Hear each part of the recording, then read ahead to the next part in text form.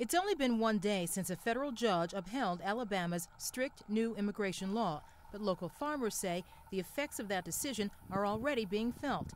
Kim HAYNES runs this sweet potato farm, and he says only one person showed up for work Thursday. HAYNES says he believes all of his other workers left the country after finding out they could be locked up if they couldn't prove they were here legally. Alabama, in this new law, if that's what they wanted was for the migrants to leave and they're gone, that's what they did. But in the long run, Alabama just shut off their local food supply.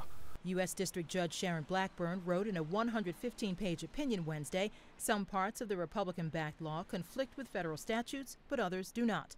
Left standing were several key elements, like required status checks on school children and a ban on enforcing contracts involving illegal immigrants. Elements like that help make the Alabama law tougher than similar laws passed in Arizona, Indiana, and Georgia. This is a step backward in time for Alabama. We're going back to a time of laws similar to Jim Crow laws, but now directed at immigrant communities, and, just continue Much of the Alabama law goes into effect immediately, but that doesn't mean there will be mass roundups of thousands of illegal immigrants anytime soon. Police are now trying to make sense of what their officers should do when they pull over Hispanic drivers or patrol communities that are home to the estimated 185,000 Hispanic people now in the state.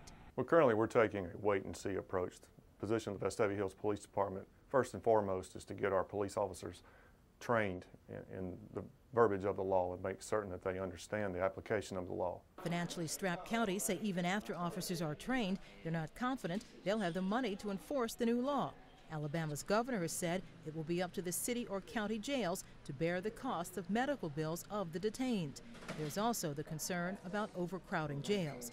Meanwhile, several farmers are asking lawmakers to pass an exception to the immigration rule so they can continue to produce and harvest crops locally.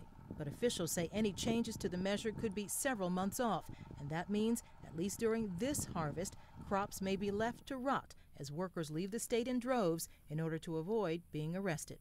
Carlotta Bradley, The Associated Press.